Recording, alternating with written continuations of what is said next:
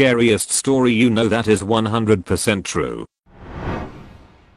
I just watched a documentary about Colleen Stan, who survived being kidnapped by a sexual sadist who kept her in a coffin-sized box he built under his bed, 22 hours a day, for 7 years, while he raped and tortured her. The survivor is the primary interviewee in the documentary and tells her story on camera. For most of the documentary, the cops made mention of her bravery and ability to withstand her torture and manipulate her kidnapper to increase her safety.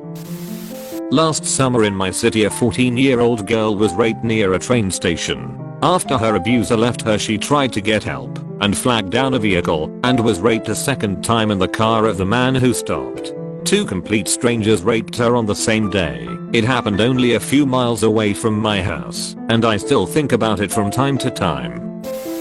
The story of Mary Vincent. I love true crime and don't usually get squeamish, but this story is probably the most disturbing true crime story I have heard yet. Mary Vincent was 15 years old when she decided to run away from home on September 28, 1978. She was hitchhiking along the highway in Sokol, California, standing with 2 other hitchhikers. A man pulled up in a van and said he only had room for her, but not the others. The man driving the van was 51-year-old Larry Singleton. He offered to drive Mary to the I-5 freeway. As he drove, Mary realized that he had passed the ramp to the I-5 and demanded he turn around. Larry said it was an honest mistake and turned around. Soon after, he pulled over and told Mary he needed to go to the bathroom and couldn't wait for a rest stop. When he got out of the van, Mary realized her shoe wasn't tied and got out to tie it. As she was tying her shoelaces, Larry came behind her and hit her over the head with a sledgehammer. He then proceeded to rape and sodomize her. This is where it gets even worse. Larry took a fucking hatchet and cut off both of her arms, just below the elbow. Both of her arms. He then threw her down a 30-foot culvert in a canyon and drove off. The most astounding part of the whole story is that Mary survived. She used what was left of her strength and made her way 3 miles out of the embankment with no fucking arms below the elbow, nude, and was stumbling down the road when she saw a car. The first car she saw sped away in fear. The second car she saw was driven by a couple who were on vacation. They stopped the car, helped her into their truck, and drove her to a nearby airport where they were able to get an ambulance and she was taken to a hospital. Mary is a fucking badass. She then testified twice against Larry, but he only served 8 years and 4 months for attempted murder, forcible rape, sodomy, kidnapping, mayhem, and forced oral copulation. Seriously, the most fucked up story. He got out on good behavior. Later, he murdered a sex worker and was sentenced to death and died in 2001 on death row. For me, I was walking back home at like 11 PM when I noticed this hooded guy behind me. I do what I read somewhere you should do and took 3 right turns in a row to see if he was actually following me, and he was. I managed to gather all my courage and yelled at him, "What the fuck do you want?" with the most menacing tone I could muster, and he just turned around and left.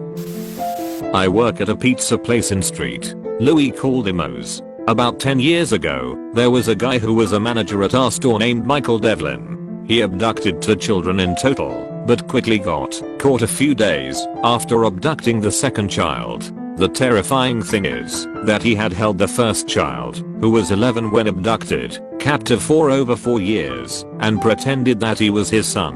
The kid even went by the last name Devlin after the whole charade was over. He abducted the second kid by following a school bus to somewhere in Buttfuck, Missouri, somewhere where hardly anyone would be able to see him. When he pulled up in his truck, a kid in the back of the bus noticed how it was weird that there was a car in the area rather than the usual ones he saw on most commutes. Next thing he knew, the kid they dropped off went missing, so he gave the police a description of it. A few days later, after reading the paper, my pizza shop owner, Mike, recognized the description and ended up filing a report on his own manager. Devlin is serving like 70 life sentences or some crazy shit. Also, I work with some people who worked with him. Most I've heard them say about him is that he was a dick. Fatal familial insomnia. The whole story is batshit and perhaps the most terrifying Wikipedia rabbit hole I've ever gone down. Only a few families have this genetic disorder, IIC, and once you develop it, that's it. You die an agonizing death from an inability to sleep. It starts off like regular insomnia, but progresses over a few years, until you legit go insane and finally shut down. Nothing, not even the most potent drug, can induce sleep. Even when they tried to put them in comas, the brain remained completely active. The United States has lost 11 nuclear weapons. A plane carrying one fell off an aircraft carrier 80 miles off the coast of Japan. A bomber was carrying two over the Mediterranean Sea and was lost to a storm. A plane crashed over North Carolina, and one was found in a tree and the other was 50 meters underground. It was never found, and the government bought the land around the area. A plane crashed over Greenland and dropped 4. 3 were found but one buried itself in the ice. The worst is when a bomber crashed over Georgia and dropped a bomb into the Atlantic Ocean less than half a mile from the state. If that's not bad enough, Russia has also lost about 40. Edit 1. The nuke off the coast of Georgia is only 12 miles from the city of Savannah, which has a population of more than 146k, so it's best it doesn't explode. There was a serial killer known as the weepy voiced killer. He would kill people then call 911 from a payphone, crying and begging them to catch and stop him. You can find the recordings of his 911 calls on YouTube. This is a hometown story that stayed with me. It happened literally right around the corner from where I grew up, maybe a 2-minute drive away. Judy Kirby murdered 6 children and 1 adult by intentionally driving the wrong way on a divided highway in an attempt to commit suicide. She had been hospitalized for depression, but had also just ended a relationship with her ex-husband's brother and was by some reports involved in drug trafficking and fearing an imminent arrest. She picked up her sister's son, who was celebrating his 10th birthday that day. She then loaded her 3 children into the car, supposedly to pick up a gift for the nephew. Instead, she went missing with the carload of kids. A short time later, calls started coming into 911 about a car going the wrong way down the highway at a high rate of speed. They made it about 90 seconds before a head-on collision with another vehicle, driven by a father with 2 children and another child along for the ride. The crash annihilated both vehicles. The only survivors were Kirby herself and the child who was along for the ride in the other car. There were pieces of children all over the highway. She was sentenced to 215 years in prison.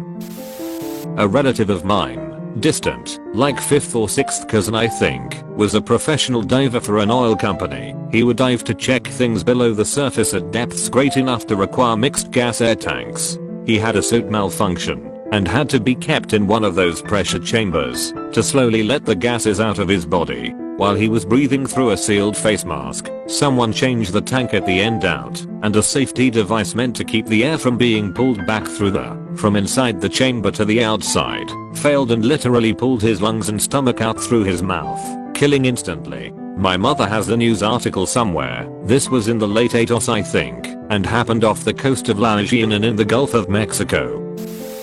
The story about David Parker A. Ray took her to his trailer and attached a dog collar and leash to Garrett.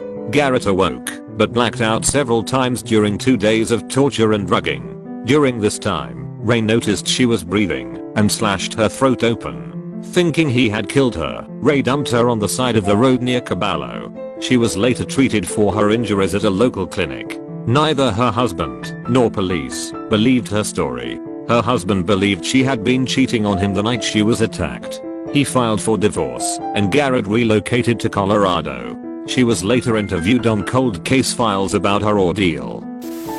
Not the scariest thing that I know about, but the scariest thing that ever happened to me. I worked at a pretty well-known record store in Los Angeles in the 90s. A guy in his early 20s used to come in and ask me about records a lot, and one day in conversation he let a weird detail about my life slip that I hadn't told him. My dad is not American.